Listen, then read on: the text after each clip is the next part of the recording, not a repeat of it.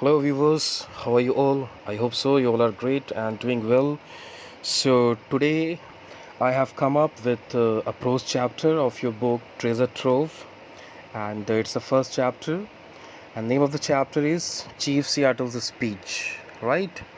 So, this chapter sounds very tough, critical, difficult for the students, right?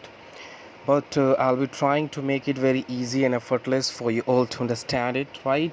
So by the way, this chapter is not so difficult.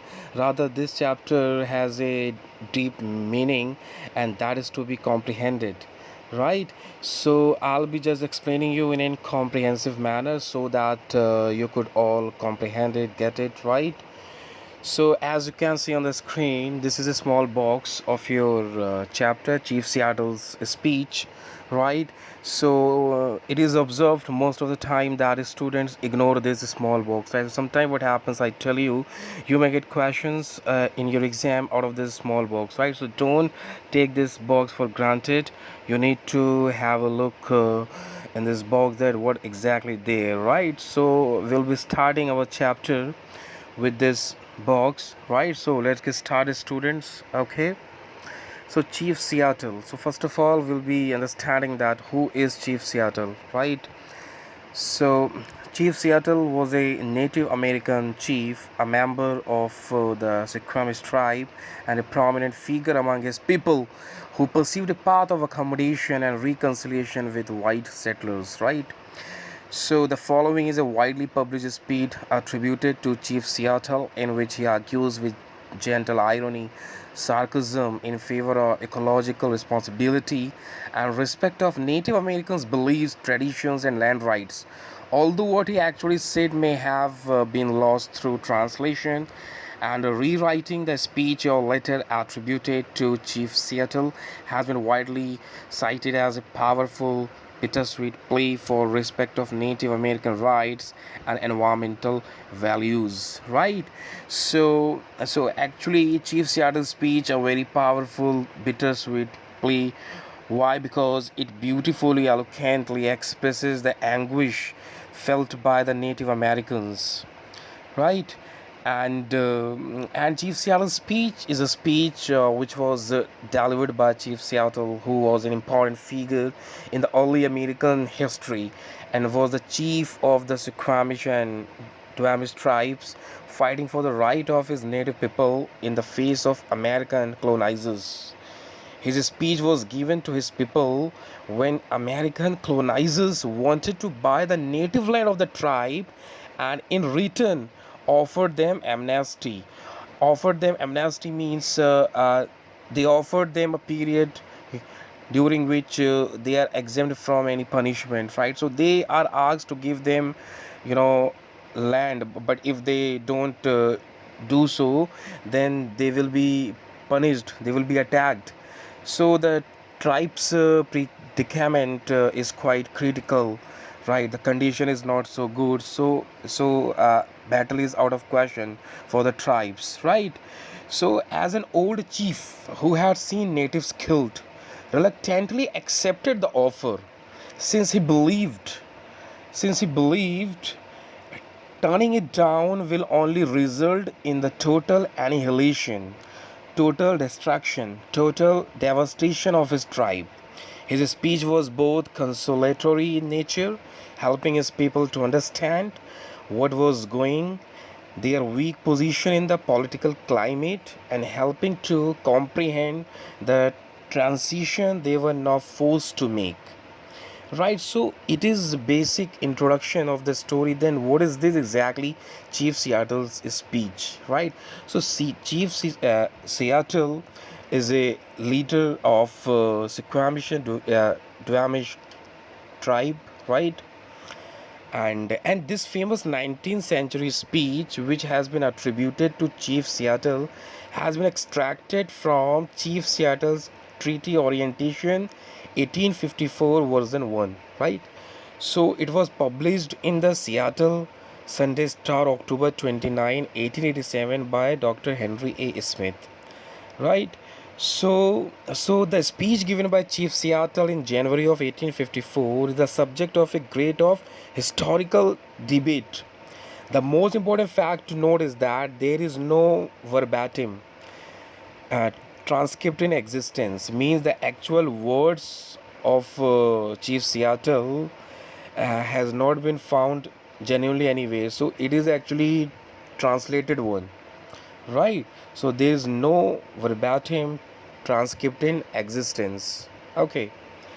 So it is basically introduction of Chief Seattle's speech, and I hope so that you have got it a little bit. So when you will just understand the story text to text, then you will be able to get it more, right? So so let's get started our story. Okay, children. So Chief Seattle's speech. Yonder sky that has wept tears of compassion upon my people for centuries untold, and which to us appears changeless and eternal, may change.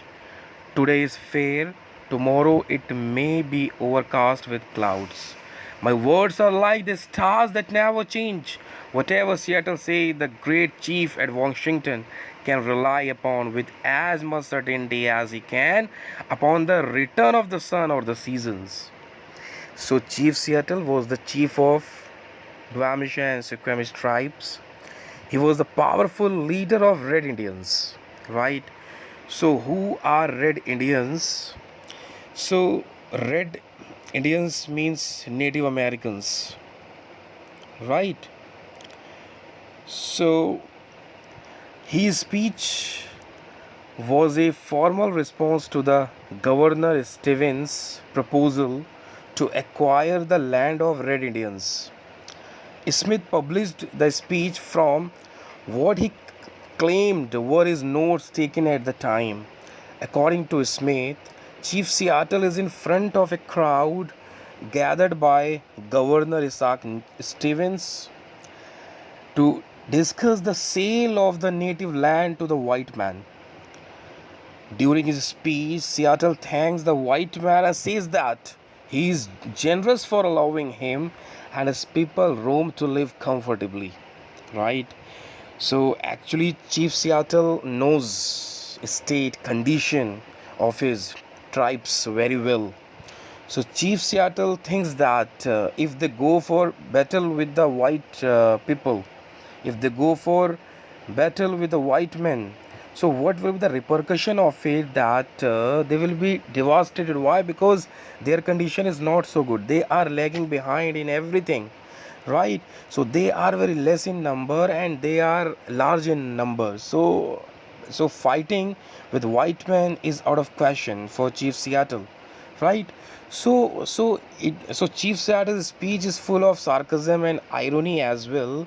Whenever he addresses something in his speech, so he addresses is very beautifully with beautiful irony and sarcasm, right? So during his speech, Seattle thanks the white man and says that he is generous, kind, liberal for allowing him and his people room to live comfortably, right? So Chief Seattle has to think in good ways, and how, because Chief Seattle thinks that if he denies the proposal of the white man, so they may attack on the tribe of Chief Seattle, right? So very tactfully he delivers his speech, right? So first of all, Chief Seattle begins his speech by saying that nature has been kind. Yonder sky that has wept tears of compassion upon people for centuries unto it, means that first of all Chief Seattle says that look at the sky over there, the sky above our head, the sky overhead has blessed my people who have lived on this land for hundreds of years, for ages, and which appears that it will never change. It is changeless, it is eternal, but it may change. It may change. Today is fair, tomorrow it may be overcast with clouds. My words are like the stars that never change. So Chief Seattle says, and see the good, speaking skills of Chief Seattle. It's a good oratory skills, right? So Chief Seattle is really a good orator. So he says, today is fair. So if weather is good today, so it is not like that. Tomorrow it will remain good.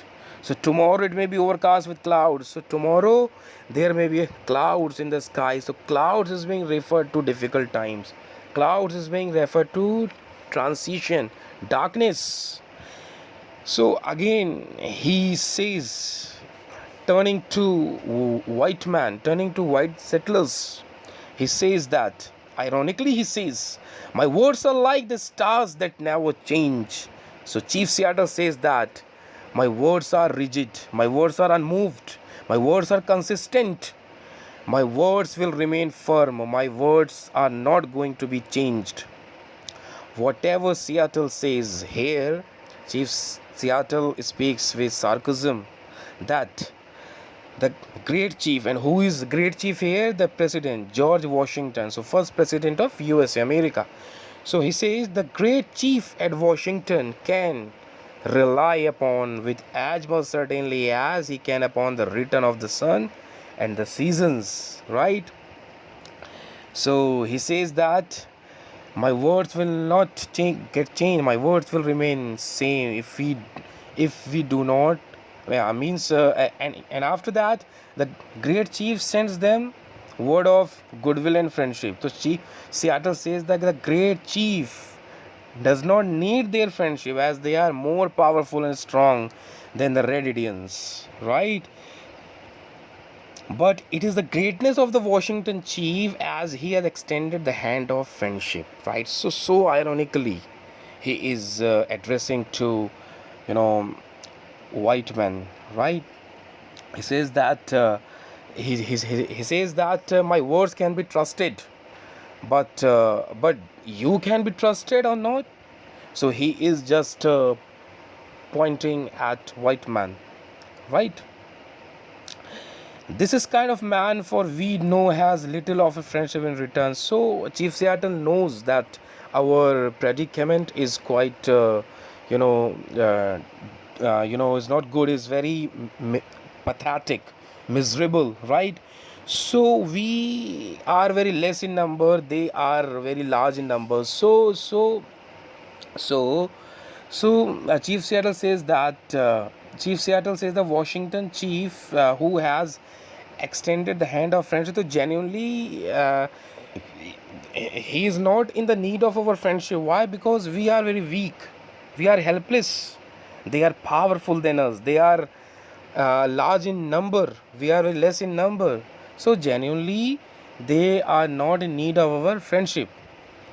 They are like the grass that covers the wide prairies. So again it is full of irony and sarcasm. Chief Seattle says they are like grass, but they are large in number, so they are like grass. So when you see any ground, so you see grass, right? So his Chief Seattle says that they are like grass that covers wide prairies. So prairies here means large open area of grassland, especially found in North America. So it says that their people are like grass, but my people are few.